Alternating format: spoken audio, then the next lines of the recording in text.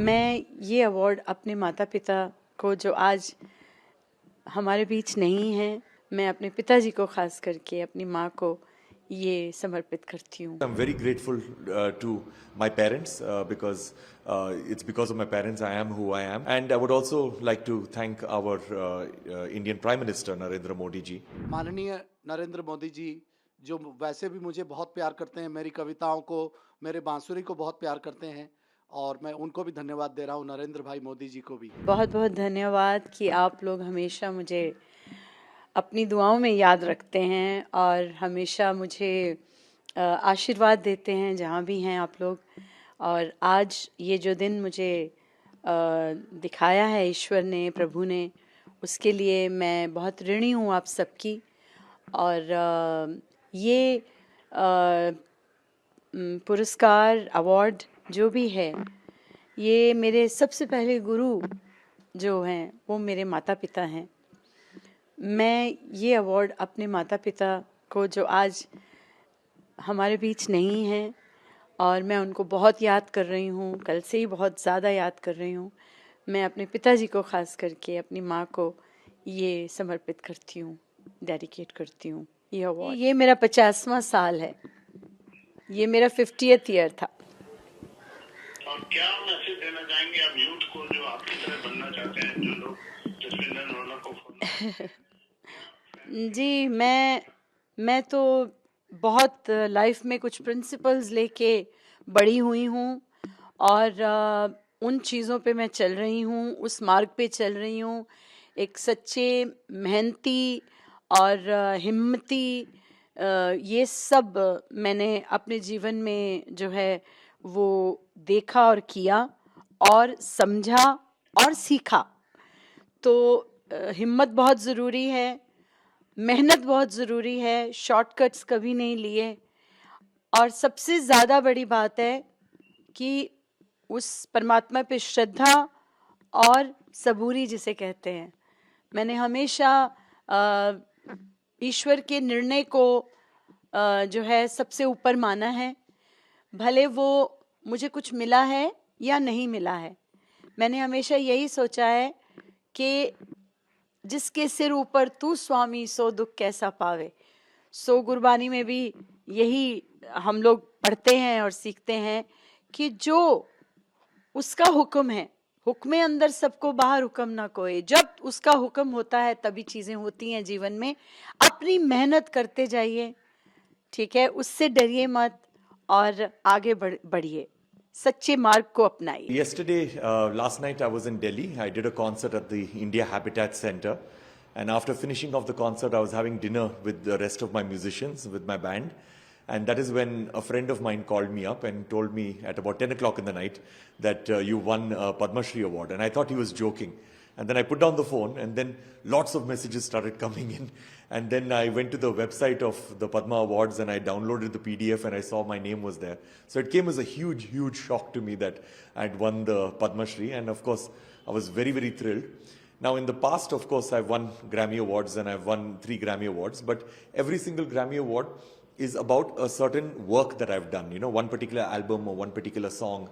So it's been about that. Whereas the Padma Shri is about my career as a whole, So that is why it's extra special, and also because it's an award that has been awarded by my own nation.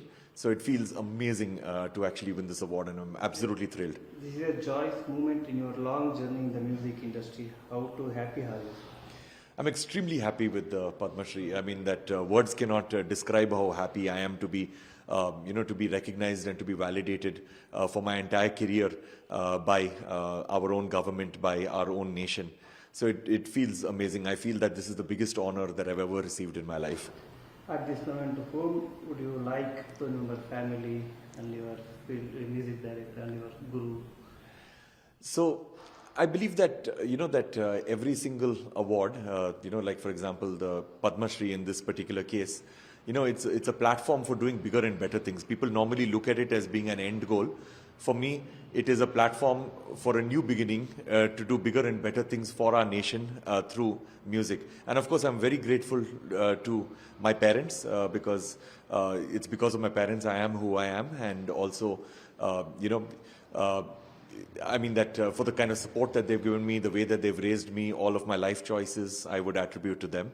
And I would also like to thank our Indian Prime Minister, Narendra Modi ji, simply because this career choice that I made of creating music purely on social and environmental causes was inspiration from Prime Minister Modi, and I believe that that is what has made my career what it is, and it's made my career very, very fulfilling. Because now when I make music, I feel very, very good when I make music because I'm making music with a purpose. मैं यही कहना चाहता हूं कि मेरे वर्षों की साधना को आज भारत सरकार ने मुझे नवाजा है इस पद्मश्री, इस उच्च बहुत प्रेस्टिजियस सम्मान से।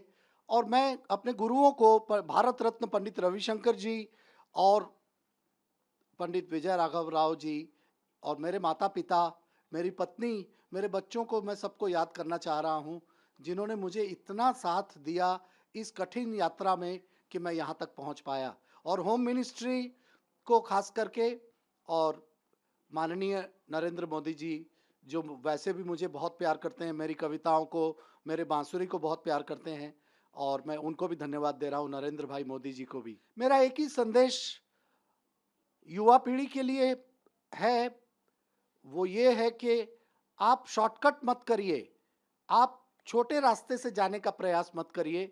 आप कठिन मार्ग लगता है मगर आप साधना करिए, जो मैंने किया। आप सक्सेस के पीछे भाग रहे हैं मगर सब्जेक्ट के पीछे नहीं भाग रहे हैं, विषय के प्रति प्रेम होना चाहिए। मैंने 8-8 घंटे मैंने अभ्यास किया। एक वक्त था 8 घंटे रोनू मजुमदार प्रैक्टिस करते थे।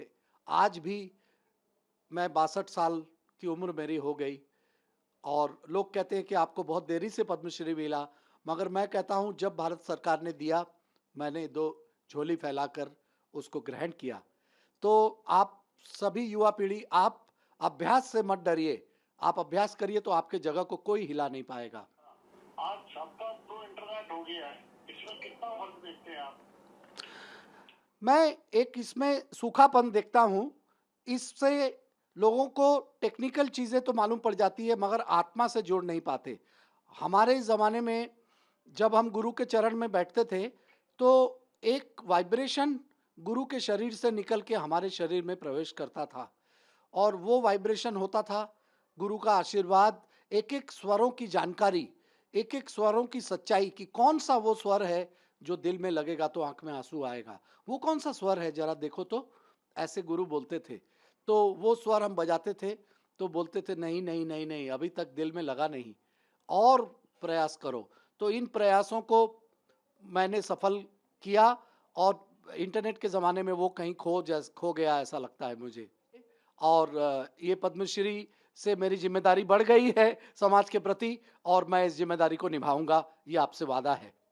मेरे फैंस से मैं ये कहना चाहता हूँ कि सभी फैंस ये लिख रहे हैं इंटरनेट पे मुझे कि गुरुजी आपको तो 10 साल पहले ही मिल जाना चाहिए था।